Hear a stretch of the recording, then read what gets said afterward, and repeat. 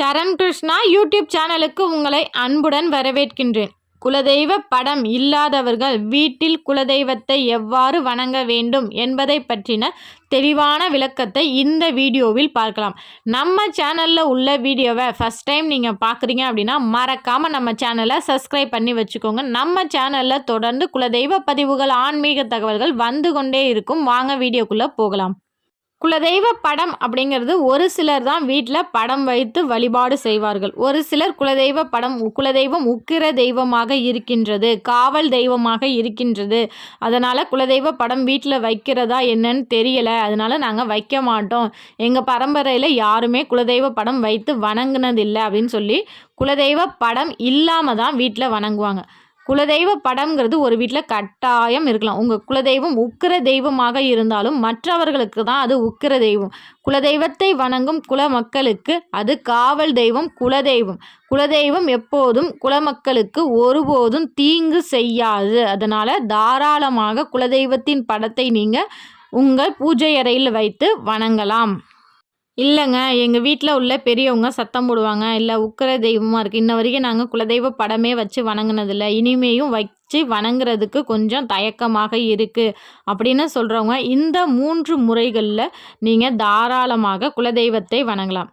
முதல் முறை, உங்கள் குலதெய்வத்தின் பெயரை ஒரு வெள்ளை காகிதத்தில் எழுதி அதற்கு 4 புறமும் மஞ்சள் குங்குமம் வைத்து அதை உங்கள் குலதெய்வ படமாக பாவித்து தினமும் எப்படி நீங்கள் மற்ற சுவாமி படத்திற்கு பூக்கள் போட்டு அர்ச்சனை பண்ணி நீங்கள் சாமி கும்பிட்றீங்களோ அதே போல் நீங்கள் தாராளமாக வணங்கலாம். 2வது முறை, குலதெய்வத்திற்கென்று தனியாக மண் அகல் தீபம் ஒன்று ஏற்றும்போது எங்கள் குலதெய்வமே, இந்த தீப ஒளியில் நீங்கள் இருக்க வேண்டும், இந்த தீப ஒளியில் வந்து வீற்றிருங்கள், எங்கள் குடும்பத்தை காத்திடுங்கள் என்று மனதார வேண்டிக் கொண்டு அந்த தீப ஒளியில் உங்கள் குலதெய்வம் இருக்கின்றது என்று நீங்கள் வணங்கலாம்.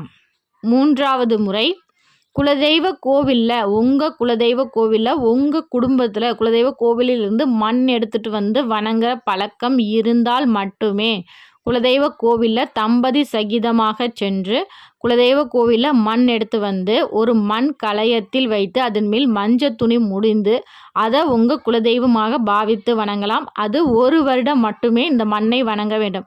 அடுத்த முறை நீங்கள் குலதெய்வ கோவிலுக்கு செல்லும்போது அந்த மண்ணை செடிகளில் போட்டு வேறொரு புது மண் எடுத்து வந்து வைத்து வணங்க வேண்டும். அப்படி நீங்கள் குலதெய்வ கோவிலில் மண் எடுத்து வணங்கும்போது இந்த 3 முறைகளில் வணங்கலாம். முதல் முறை, உங்கள் குலதெய்வ கோவிலில் மண் எடுத்துகிட்டு வந்து உங்கள் நிலைவாசலில் கட்டி, உள்புறமாகவும் கட்டலாம், வெளிப்புறமாகவும் கட்டலாம். கட்டி நீங்கள் தினமும் நிலைவாசலுக்கு தீப தூப ஆராதனை காமிக்கும் போது அந்த மண்ணிற்கும் காமித்து வணங்கலாம். 2வது முறை, உங்கள் குலதெய்வ கோவிலிருந்து மண் எடுத்து வந்து அதை ஒரு அகலில் வைத்து அதற்கு மேல் இன்னொரு அகல் வைத்து அந்த மண்ணிற்கு மேல் விளக்கு போடும்போது உங்கள் குலதெய்வம் அந்த விளக்கில் வந்து நிரந்தரமாக குடியேறும். இது போன்று நீங்கள் செய்யும்போது குலதெய்வத்தின் பரிபூரண அருள் உங்களுக்கு கிடைக்கும்.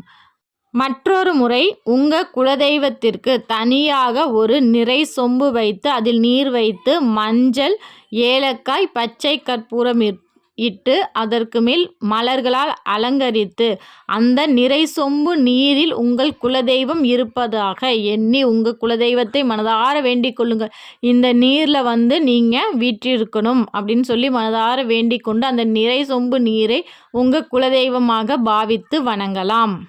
மேலும் இந்த வீடியோவை பார்த்ததற்கு பிறகு நீங்கள் குலதெய்வ கோயிலுக்கு போகிறீங்க அப்படின்னா உங்கள் குலதெய்வ கோவிலில் உள்ள பூசாரிகள், அந்த கோயிலில் உள்ள பெரியவர்கள்ட்ட கேளுங்க, இந்த மாதிரி நம்ம சாமியை படம் வச்சு வணங்கலாமா, வீட்டில் நாங்கள் படம் வச்சு வணங்கணும்னு ஆசைப்பட்றோம், செய்யலாமா அப்படின்னு கேளுங்க.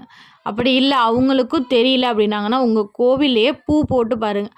அதாவது திண்ணூர் குங்குமம் வச்சு பூ போட்டு பாருங்கள். குங்குமம் வந்தால் நீங்கள் தாராளமாக வீட்டில் சுவாமி படத்தை வைத்து வணங்கலாம். சுவாமி உத்தரவு கொடுத்து விட்டது அப்படின்னு பாவித்து நீங்கள் தாராளமாக உங்கள் குலதெய்வத்தை ஒரு மொபைலில் ஃபோட்டோ எடுத்து அதை நீங்கள் வந்து இங்கே உள்ள ஃபோட்டோகிராஃபர்ஸ்கிட்ட கொடுத்து அதை ஒரு படமாக போட்டு நீங்கள் வைத்து வணங்குங்கள்.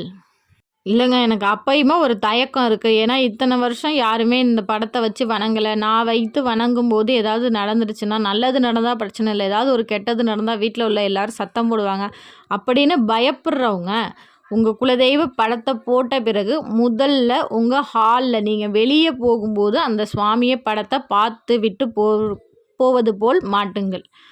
உங்கள் வீட்டிலேருந்து நீங்கள் வெளில போகும்போது அந்த சாமியை பார்க்குற மாதிரி மாட்டுங்க. இது போல் மாட்டிட்டு ஒரு வாரத்திலேயே உங்களுக்கு நல்லதொரு மாற்றம் ஏற்படும், கட்டாயம் ஏற்படும். ஒவ்வொரு வீட்லேயும் குலதெய்வத்தை வணங்கி விட்டு வெளில செல்லும்போது அந்த காரியம் வெற்றி கிடைக்கும். ஒரு நல்ல விஷயம் அடுத்தடுத்து நடக்கும்போது உங்களுக்கு ஒரு பெரிய நம்பிக்கை வரும். அந்த நம்பிக்கையோடு கொண்டு போய் உங்கள் பூஜை அறையில் வைங்க. உங்கள் குடும்பமே சுபிட்சமாக இருக்கும். குலதெய்வத்தை வணங்குற குடும்பம் என்றைக்குமே கெட்டு போகாது. கண்டிப்பாக இந்த முறையில் குலதெய்வம் படம் இல்லாதவர்கள் இந்த முறையில் குலதெய்வத்தை வணங்கி பாருங்கள். கண்டிப்பாக குலதெய்வத்தின் பரிபூர்ண அருள் உங்களுக்கு கட்டாயம் கிடைக்கும். இந்த வீடியோ உங்களுக்கு பயனுள்ளதாக இருக்கும் என்ற நம்பிக்கையில் மற்றொரு வீடியோவில் சந்திக்கிறேன். இந்த வீடியோவை பற்றின உங்களது கருத்துக்களை எங்களோட கமெண்ட் செக்ஷனில் ஷேர் பண்ணிக்கோங்க. இந்த வீடியோ உங்களுக்கு பிடிச்சிருந்தால் லைக் பண்ணுங்கள், ஷேர் பண்ணுங்கள், மறக்காமல் சப்ஸ்கிரைப் பண்ணுங்கள். சரண் கிருஷ்ணா யூடியூப் சேனல். நன்றி, வணக்கம்.